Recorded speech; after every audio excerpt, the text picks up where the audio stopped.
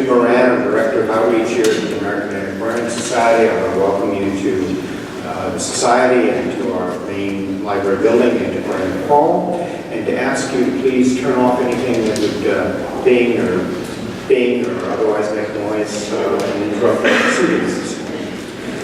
For those of you who may be joining us for the first time, let me briefly tell you that the American Antiquarian Society is a national research library of American history and culture before the 20th century. The Society conducts a variety of programs for a wide diversity of people to foster discussion and study about the period of the AAS collections. Implicit in many of our programs is the question of how the past may inform the present. Tonight's program is about the journal of a black man incarcerated in the 19th century. Today, there are 2.5 million people in American prisons. 1 million of these are African Americans. According to the NAACP, blacks are incarcerated at nearly 6 times the rates of whites. So our program may indeed, sadly, be very relevant to today's America. While our collection does not include the Journal of Austin Reed, it does include many of the books and pamphlets that Mr. Reed read and which influenced his thinking and writing. We hold approximately 4 million items from throughout what is now the United States, as well as portions of Canada and the British West Indies. While we have extensive manuscripts, the vast majority of the Society's collections are printed materials, newspapers, pamphlets, books, graphic arts materials, and all manner of ephemera. Within our collections, virtually any subject of pre-20th century American life can be studied, including those who were the most vulnerable and downtrodden. Most of the programs and services of the American Antiquarian Society, including our website, access to our library and its resources, and all our public programs like this talk, are all available free of charge. We consider this part of our mission, but we are also a private nonprofit organization that relies on the generosity of our donors for our very existence. Please consider contributing to the Society, either by sending us a check, contributing online, or dropping some cash in the box on your way out. Your support is very, very important to us. Thank you. Tonight's speaker is Caleb Smith, who is Professor of English and American Studies at Yale University, and the author of The Oracle and the Curse and the Prison and the American Imagination. The subject of tonight's talk is this book, which we are also selling tonight, and which Professor Smith will be happy, to sell, to sign copies of after the formal talk. Caleb Smith has also written about contemporary media and the arts for Avidly, Bomb, Paper Monument, the Yale Review, and other venues. He is a contributing editor at the Los Angeles Review of Books and a co-editor of No Crisis and LARB's special series on the state of criticism in the 21st century. Please welcome Caleb Smith.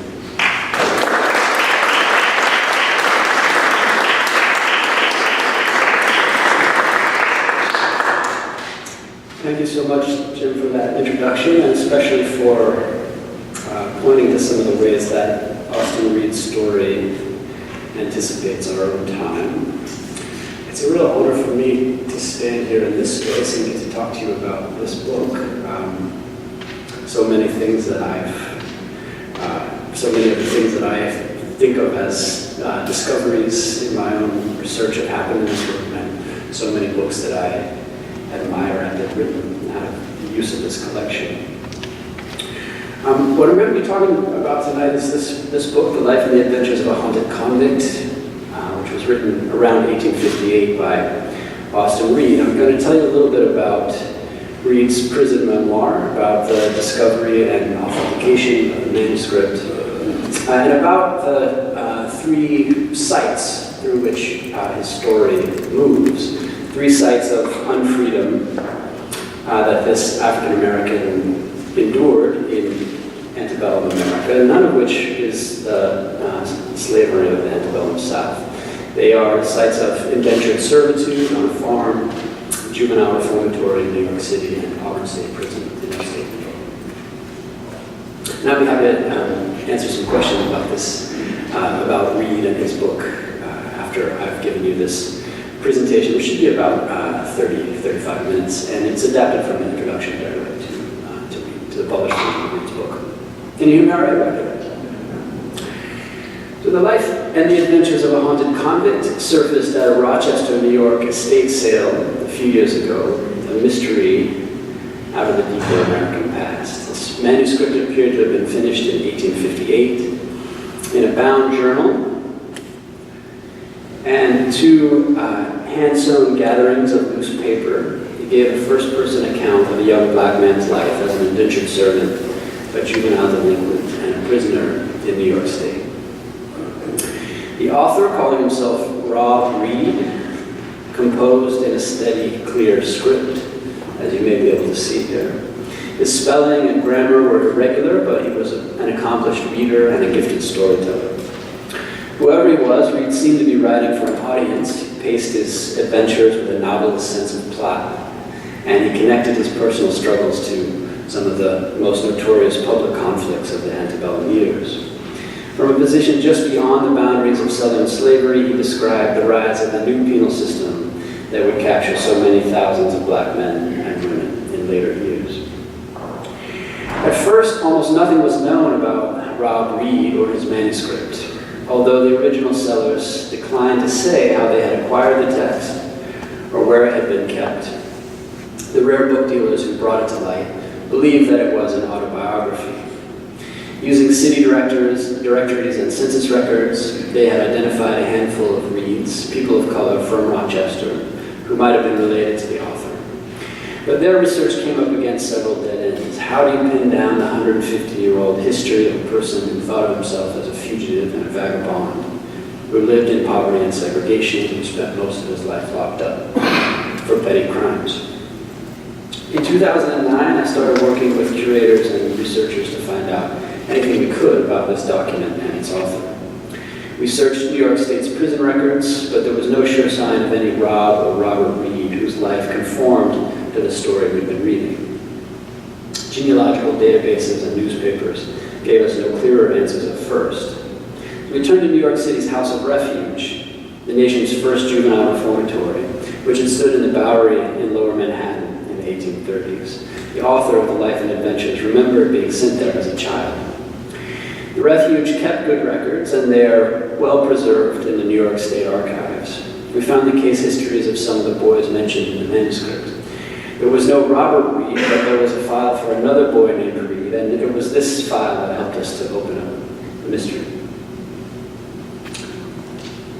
The key documents were two 1895 letters to the superintendent sent by a former inmate who was trying to recover the details of his time in the refuge. The correspondent mentioned giving a history of his life and asked about the circumstances of his trial and confinement.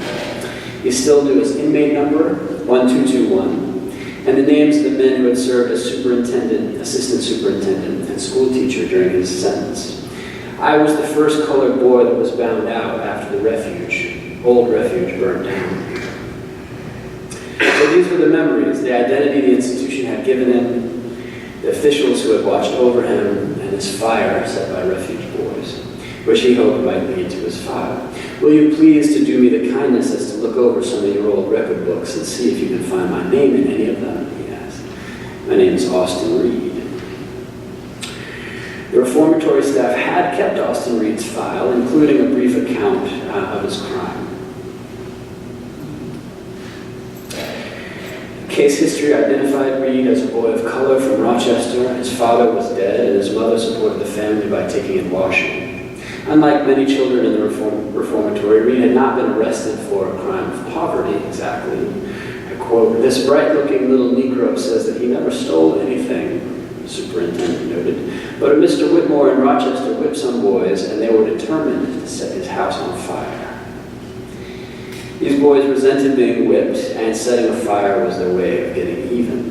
Reed was given a few lashes as punishment, then released, but he'd been initiated into crime and punishment. Within a year, he was making trouble again, bound out to work as an indentured servant on a farm in Avalon. He tried to burn the farmer's house to the ground.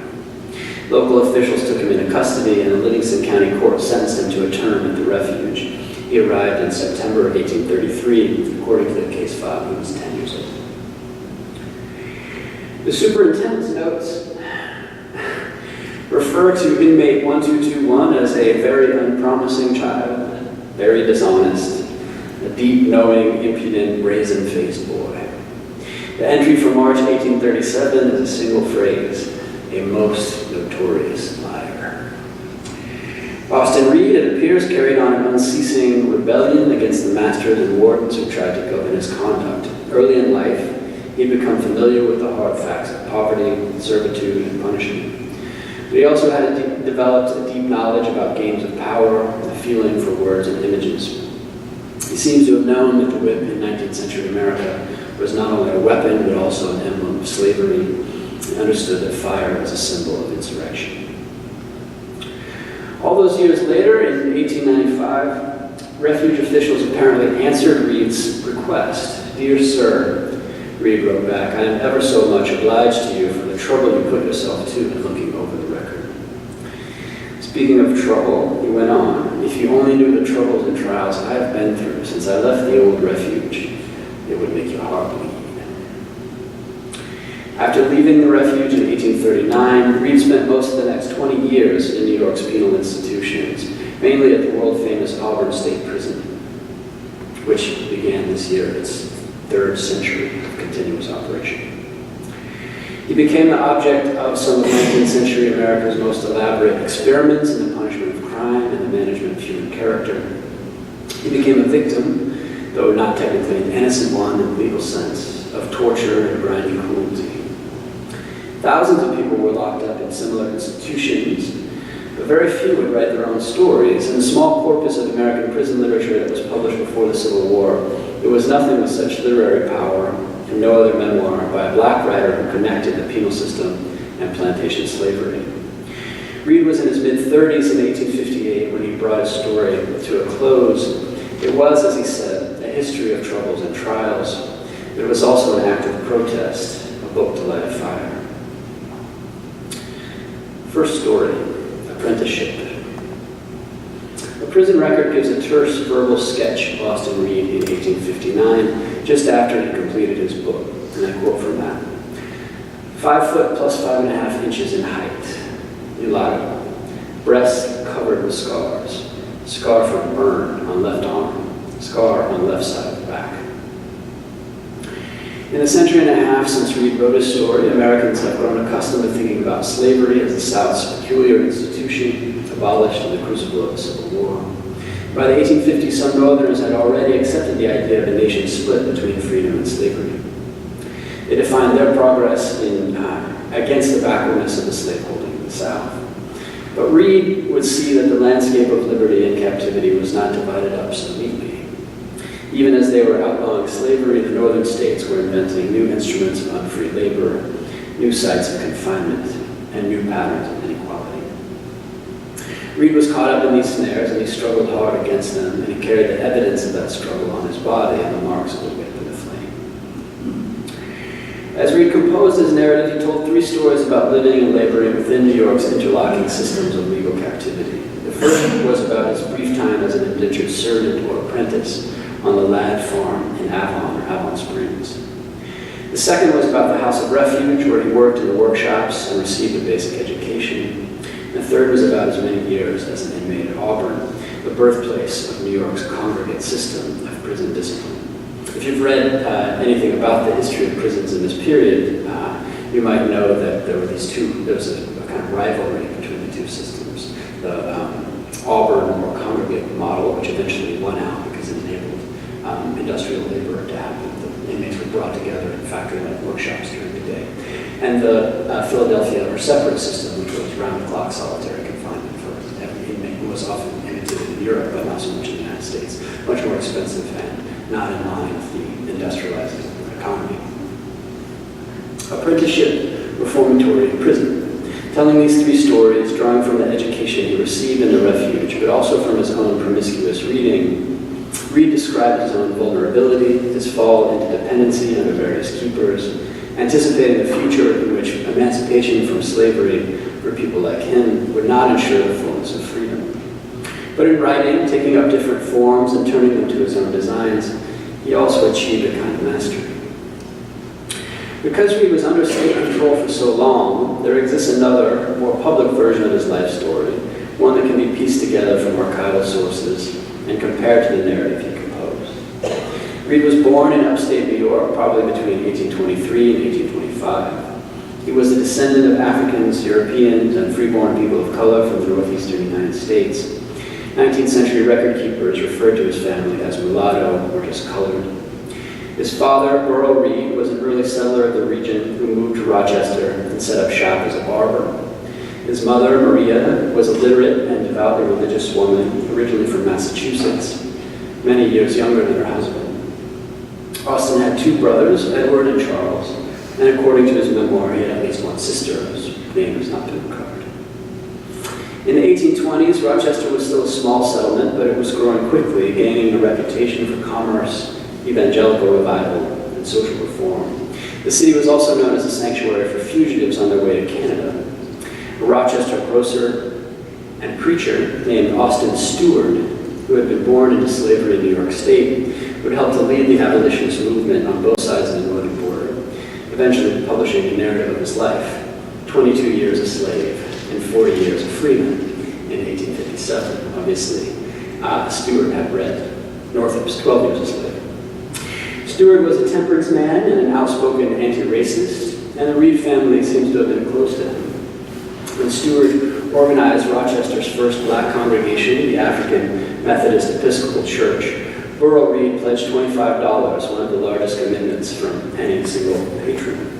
The image you see is from the first annual report of the African Church. It was published by Austin Stewart, and it was just about a little more than 2 years ago, in July of 2014, that I drove all the way here from New Haven, Connecticut, to find this report, which one of only very few surviving copies is held here in the Antiquarian Society. It has not been digitized, and so I opened it up, hoping that there would be some reference to this Reed family in this document. In fact, the very first thing is a list of subscribers who had pledged the amount that they had pledged to the founding of this church, and Burl Reed was there. He's there as having made a pledge, and not there as having paid that pledge. It's because he died in the time.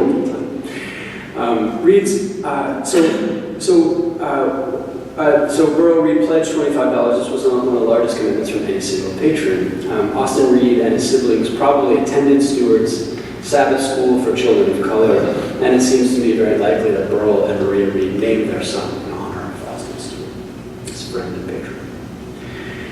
Reed's earliest memories were not of hardship. In 1827, his father bought a new house on the outskirts of the city, and Reed could recall a secure life whose privileges were rare and precious to people of color in his time. But Reed's life was disrupted when he was still very young. His father, Burrell, died on February 4th, 1828, having prepared no will, and the family was left in debt. With support from Austin Stewart and others, Maria Reed was able to keep the house where she stayed through the Civil War, so for another almost 40 years, but she was forced into the humblest kinds of labor. According to a local newspaper, she died of starvation and cold in 1865 at the age of 70. Her body, and I quote, was lifeless and frozen stiff, and her children were scattered over the world. Reed's first stories that he tells in the narrative are of wandering without direction after his father's death. He describes falling into mischief with his friends in Rochester, disobeying his mother, committing little acts of defiance that hint at original sin. We jump over into a man's orchard and cut down several of his fruit trees and made our way for the city, he writes.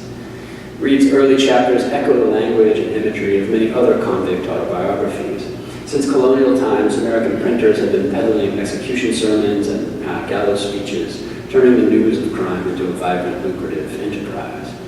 The earliest published confessions reduced the rich complexity of life writing to the crude form of didactic allegory. Some narratives were attributed to black authors, but they were usually written or heavily edited by the white ministers and lawyers who ran the criminal justice system. The Confessions of Nat Turner is the most famous example of a document like this. The rules of the genre required the authors to justify the powers that condemned them, speaking from a jail cell or addressing the public from the scaffold with a noose around their throats. They were supposed to accept their punishment and warn readers to obey the law. I soon broke through the restraints of my mother and fell a victim to vice and crime, Reed writes, following the conventions. The genre had its limits, but it also provided a rare opening into the public sphere of the printed word for migrant workers, servants, and other people who would normally have been excluded from the world of letters. By the 1850s, crime literature had begun to indulge readers' curiosities about transgression, and in some cases to appeal for sympathy. Reed seems to have read his share. He draws from his repertoire of terms and predictable scenes, and he sensationalizes some of the details of his story. Verses from popular crime ballads are woven into his prose. One of the sources of his alias, Rob Reed, may have been Sir Walter Scott's popular outlaw romance, Rob Roy, from 1817.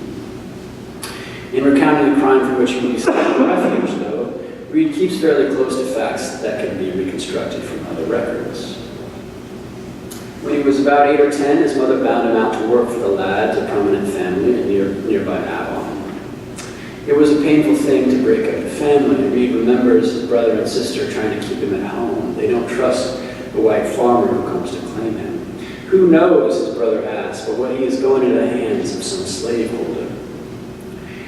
There were still some recognized forms of slavery in New York in the 1820s, and even when full emancipation was granted by law in 1927, the illegal trade in kidnapped African Americans continued.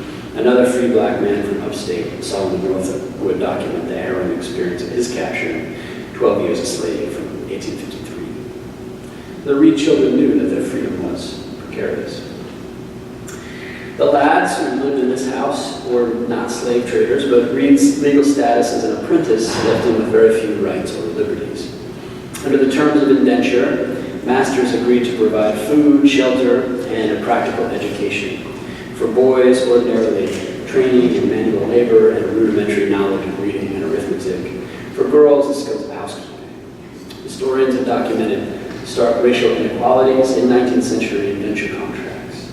After slavery was abolished in northern states, the technically voluntary contractual system of indentured servitude was adapted to serve a comparable function.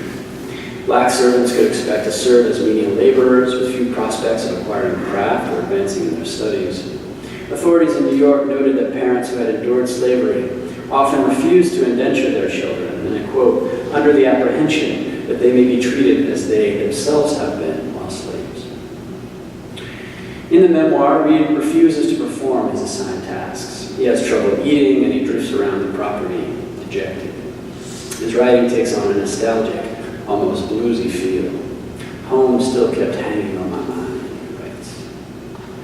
After a few unhappy days, Mr. Ladd decides to punish his apprentice for his idleness. Reed describes being dragged off to the barn, his hands fastened behind his back beaten and cut with a whip.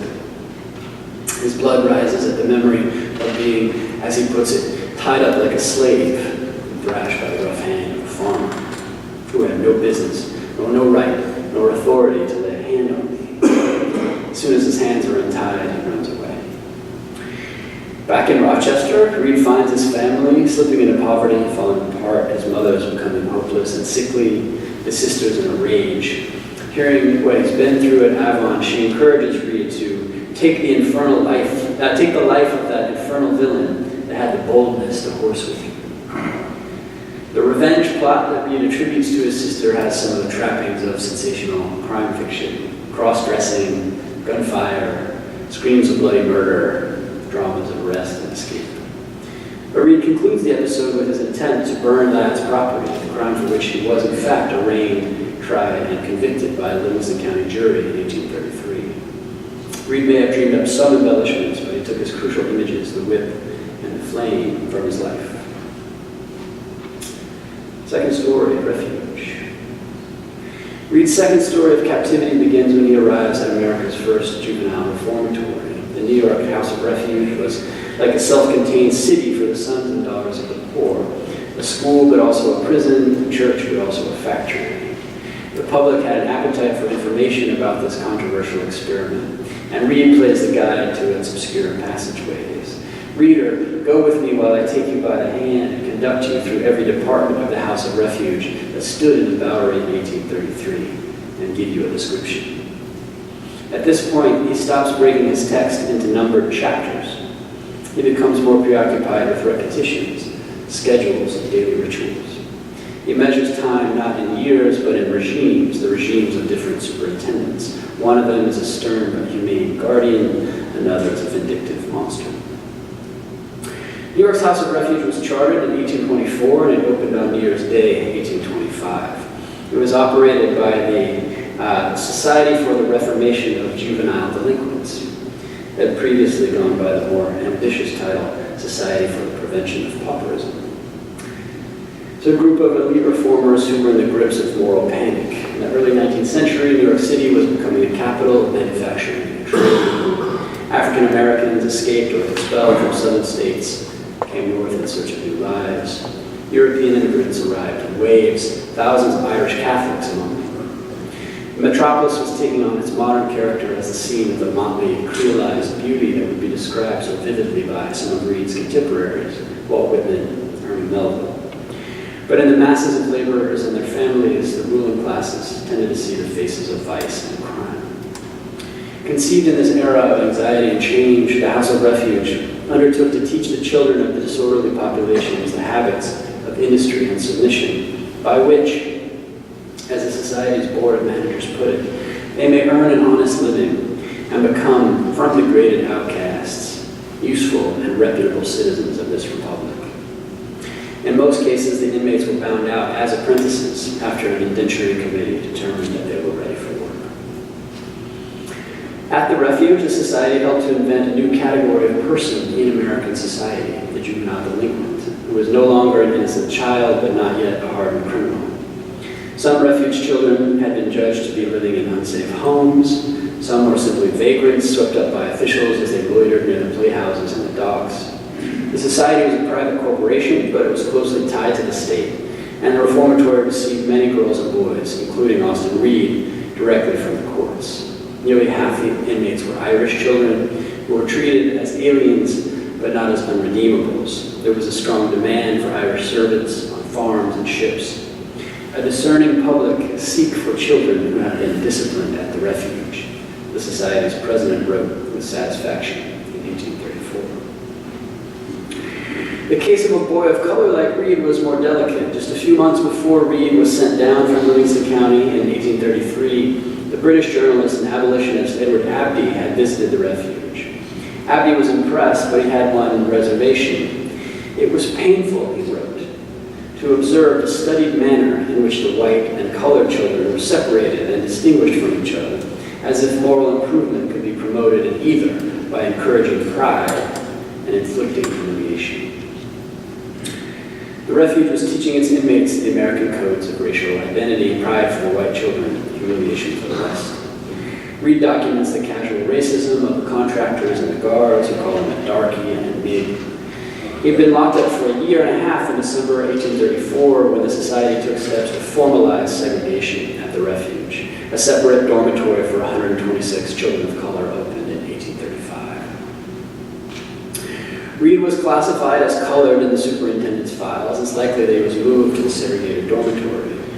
The Life and Adventures makes no mention of the new system, and by the author's own account, he continued to work in integrated workshops and classrooms. Yes, me brave Irish boys, he writes, and mimicking their brogue or something. Me loves you until the day that I am laid cold under the sod, and I would let the last drop of this dark blood run and drain from these black veins of mine to rescue you from the hands of a full-blooded Yankee. At a time when the Refuge was hardening the lines of segregation, Reed was writing about cross-racial alliance between Irish immigrants and Black Americans based on their common circumstances and a shared suspicion of police and prisons. Juveniles often arrived at the Refuge under what were called indefinite sentences. In other words, there's no end pronounced. From time to time, families tried to recover their sons and daughters, but the courts routinely rejected these petitions. Because the Refuge was conducting its business under the auspices of moral instruction, not of imprisonment, not of punishment, delinquents in the reformatory actually had fewer habeas corpus rights or weaker claim to relief than adults charged with crimes. This is one of the paradoxes of juvenile reformation. By portraying a system as an effort to save children rather than to punish them, the society actually tightens its hold on the bodies and souls entrusted to its care. As long as they remain in the refuge, inmates work 7 or 8 hours a day, resting only on Sundays. According to the reformatories' original rules and regulations, listen closely to this. The introduction of labor into the house of refuge will be regarded principally with reference to the moral benefits and not merely to the profits to be derived from it. From the start, though, the society hired out the boys and girls to private contractors who set up manufacturing in the shops. The inmates made shoes, rope mats, brooms, other simple commodities. Refuge boys and girls received no pay, and money went to the society. Reed recalls going to work in the furniture shop, putting together wicker chairs. It's the beginning of a long career in penal servitude. Part of each day was devoted to moral instruction. Protestant services and Sabbath school or Sunday school made up a regimen that seemed to some Catholic families like an exercise in compulsory heresy. The inmates read the Bible and memorized their favorite verses. Reed's prose absorbed several parables from Scripture and some of the thunder of evangelical preaching. His religious education, like his labor, was supposed to prepare him for a sober, well-regulated life. The refuge also provided a common school education, dividing the inmates into classes ranked 1st through 9th. The teacher worked with the most advanced students who instructed novices in the basics of reading, writing, and arithmetic. So Reed remembers studying his letters under the guidance of another refuge inmate, and he remembers becoming a star student. Early patrons of the refuge also donated a small library of books, including a copy of Daniel Defoe's Robinson Crusoe, and Reed mentions reading the story of the shipwrecked sailor in solitude. In the classrooms and throughout the reformatory, the staff imposed a harsh discipline. Infractions of the rules might be punished with a diet of bread and water, of unsalted gruel, or of bitter tea, with solitary confinement, fetters, or handcuffs. But Reed gave special attention to the notorious cat of 9 tails, the whip. During the first half of the 19th century, the lash was becoming an icon of cruelty. Sailors protested the inhumanity of flogging at sea. Reformers worried over the use of corporal punishment in the penitentiaries, which were supposed to promote rehabilitation. And most of all, of course, abolitionists used the image of the whip to communicate the brutalities of slavery. In her memoir, Incidents in the Life of a Slave Girl, 1861, Harriet Jacobs wrote of her brother, William. He did not mind the smart of the whip, but he did not like the idea of being whipped. Reed describes a number of vicious abuses, joining others who would attack the reformatory as a scene of racism, exploitation, and violent cruelty against boys and girls. To defend the refuge, to protect its funding and its special legal status, the society operated a sophisticated public relations campaign. In annual reports, newspaper articles, pamphlets, broadsides, the managers described the progress of their experiment in reform. Because their legitimacy depended on their promise to turn wayward children into productive citizens, they also collected some letters from former inmates who had moved on to respectable lives. And these writings were handpicked and edited, if not fabricated, by refuge officials. Critics and historians have approached them with suspicion. We are often told of the contentedness of the children in the refuge, one former officer warned. But we must not forget that these assertions do not proceed from them. No one had published the truth about the refuge from the inmate's point of view, and Reed took up that task. It was homesick reveries, testimony against that disputed legal system that gave the society its claim to custody over so many children, and his protest against the cat or the whip became an indictment of one brutal, controversial superintendent in particular. Society advertised the refuge as a place where delinquents would be reborn as reputable citizens, but as Reed sees it, the opposite is true. The reformatory locks up innocent boys and abuses them so severely that the ones who survive become hardened criminals, destined for the prison or the gallows. Along the way, Reed remembers countless acts of non-compliance and mutual consolation among the inmates, how they protect each other, how they care for each other's wounds, how they pass secrets and hatch schemes to escape. In May of 1839, this building, the original House of Refuge, burned down, probably as a result of arson, set on fire by some rude hands of some of the inmates, as Reed puts it. A month later, in June, the Society secured an apprenticeship for Austin Reed with a farmer in Rockland County, New York. The indenture agreement has a kind of administrative jargon that works sort of magic. The refuge inmate who's been imprisoned and stripped of most of his civil rights reappears as a responsible, voluntary legal actor who signs up for servitude in the language of the document of his own free will. Thus, his bondage is established as a matter of contract, not of slavery. Reed's signature on that document is probably the earliest surviving example of his handwriting. The arrangement was scheduled to last 4 years and 9 months, expiring on Reed's 21st birthday, and it was designed to recreate more or less the circumstances of his earlier indenture to the lads in Avalon. It ended the same way, too. Reed's consent to indentured servitude was a fiction, and by January of 1840, according to the official record, the 16-year-old servant had left his master. Third story.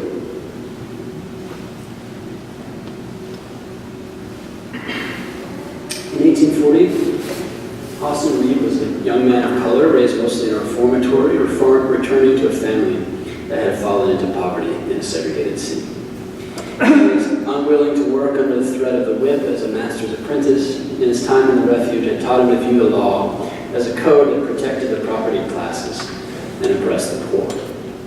He turned to stealing, and before long he was hauled off to his third scene of captivity, the state prison, where he would spend most of the next 20 years. The official records indicate that Reed served 2 years at Auburn for his first offense. He was released in May 1842, but he'd been on the outside for just 7 months when he was convicted of a second larceny. He would serve 3 more sentences at Auburn for stealing before he wrote his memoir, December 1842 to January 1848, December 1848 to April 1853, March 1854 to July 1858. And I'm just saying these dates, and it's hard to follow, but the pattern is basically 4 or 5 years in prison, 6 or 9 months outside, 4 or 5 years in prison. Like many of the boys and men he would describe, Reed had become a creature of the penal system, caught in a pattern of recidivism and reincarceration. He'd spent more of his life locked up than at large. During one of his brief periods outside in January of 1848, he signed what was called a quitclaim deed to sell just his 1/4 share of ownership in his family's house. He gave up his claim to the family house. Reed never denied that he had rebelled against authority at every turn, and he admitted that he had broken the law, but he also understood that the reformatory in the prison had made him who he was. I'd like to give you a little bit of Reed's own prose, and I'll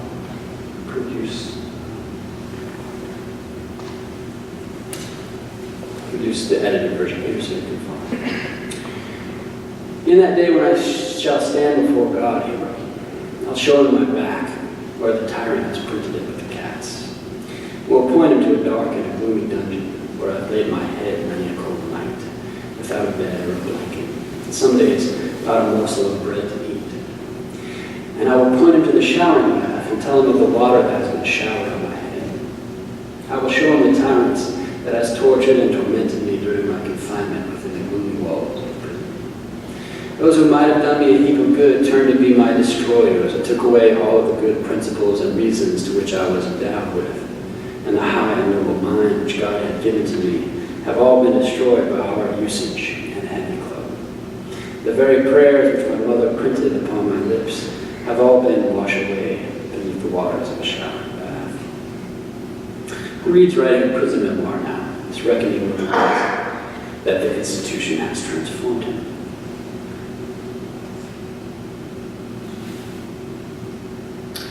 Erected in 1816, New York's Auburn State Prison was one of 19th century America's most famous and most copied institutions. Its silent or congregate system of prison discipline, featuring solitary confinement by night and congregate or group labor by day, had become the model for most other states in the 19th century. Beyond maintaining the internal security of the prison, the system's major aim was to extract labor with ruthless efficiency. If you want to know where the hamburger had in stripes. It's from Auburn, it's from these original uniforms.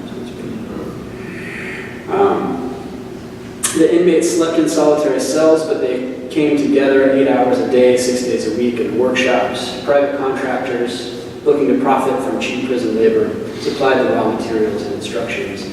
Contractors, I'm quoting Reed here, lay heavy and tedious burdens upon the convicts' shoulders to do, but they themselves won't so much as dirty their little fingers. With its policy of penal servitude, the New York system changed the status of convicts in the eyes of authorities. They weren't lost souls to be reclaimed. They were usable bodies, stripped of legal rights, condemned to work without the prospect of gain, bound laborers under state control.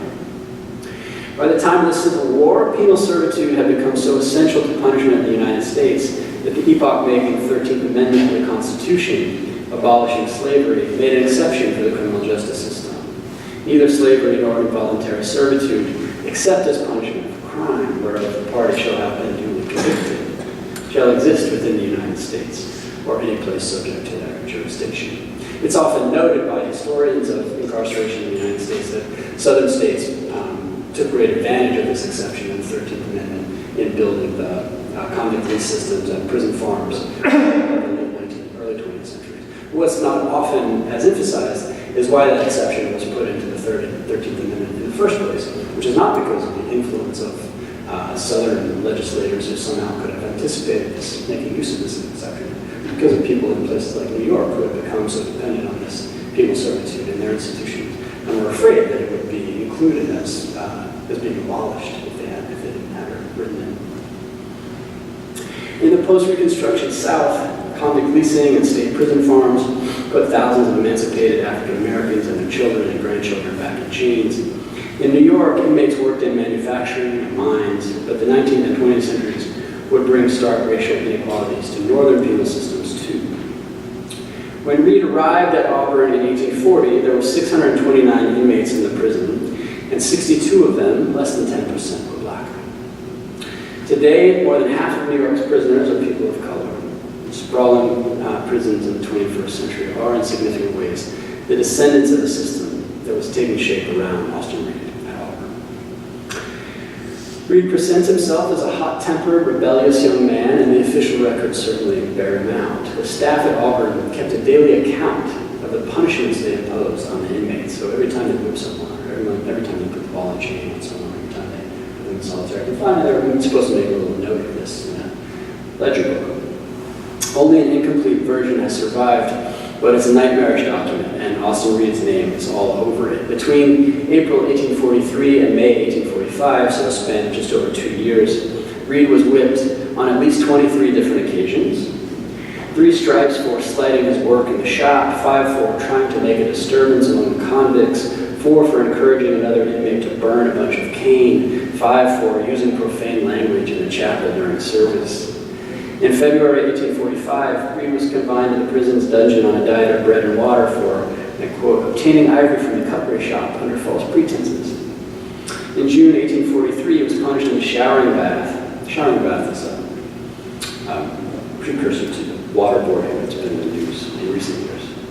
They dumped water over your head to give you a feeling of simulating drowning. He was punished in the showering bath for, quote, showing temper in front of the keeper. In August 1843, he got 12 lashes for going into the shop on Sunday without permission and burning 2 sets of matting and caning tools and lying and insolence. It goes on and on like this. Reed continued to endure this harsh discipline, and he kept up this resistance, filling the halls with his curses and lighting little fires when he got the chance. In the contest to establish America's new standard in punishment, New York won its victory over its rival in Pennsylvania because the Auburn system was more efficient. The new industrial economy built on factories required congregate labor, and the income from the contract system allowed the prison to be more or less self-sustaining. From the beginning, though, Auburn was suspected of being a house of cruelty. Dorothea Dix, who visited Auburn and Sing Sing in the early 1840s, acknowledged the horrible abuses and the bloody atrocities which at times, within a few years, have blackened the annals of the prison. Penitentiaries had not abolished torture, they had just hidden it behind stone walls. It was not only the elite members of charitable societies who wrote against the inhumanity of prison conditions. Ex-convicts joined the pamphlet war, and at least one Auburn inmate, Isaac E. Clarke, was writing his memoirs, essays, and poetry while he was incarcerated alongside me in Auburn in 1858. American Antiquarian Society has a copy of Clarke's book, A Voice from the Prison, which was published in 1859, so just a year after we finished.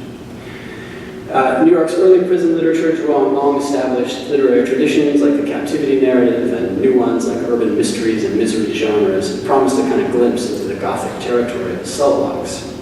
Reed probably hoped that he could collect some money from the sale of his book, but he also took an interest in the ongoing debate over prison conditions. He was locked up for the first time in May 1840, and his memoir includes brief recollections from that era in Auburn's history. I think I have this passage.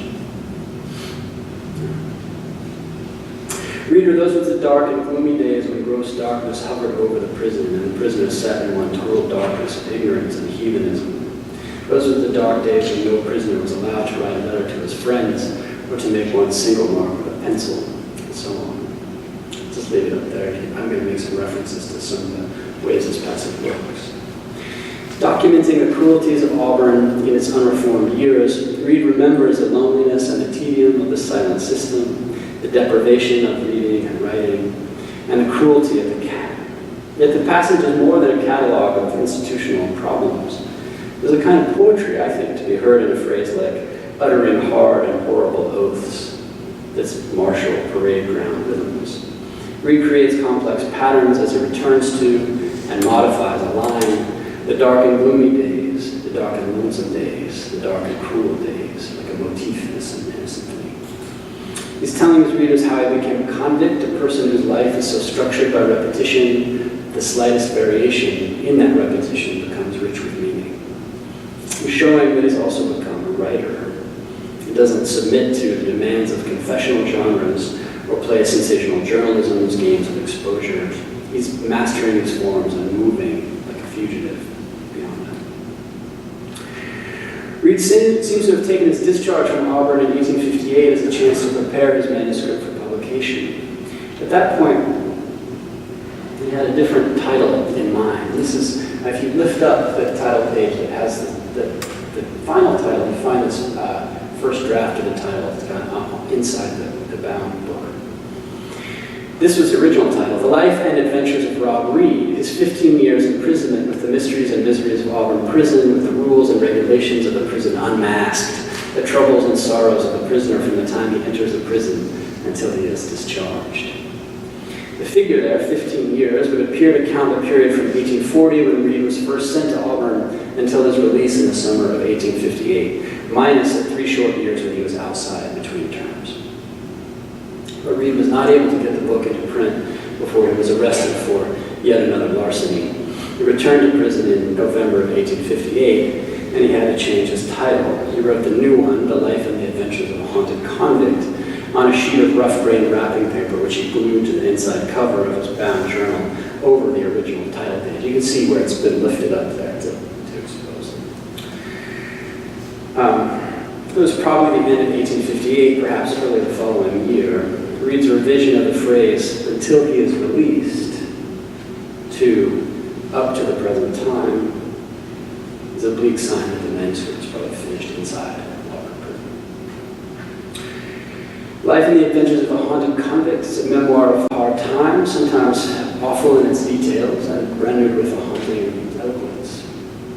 Even its bleakest sections, the book's more than an exercise in popular conventions, of confession or sensationalism.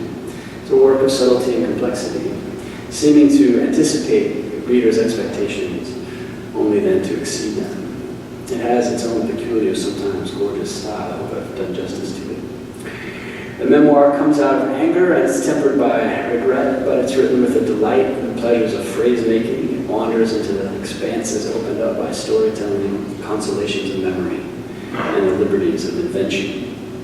It slides from sentimentality into gallows humor. The author, the self-styled fugitive, plays the role of the survivor, preacher, and prophet, and in the unlikeliest places, he seems to sing.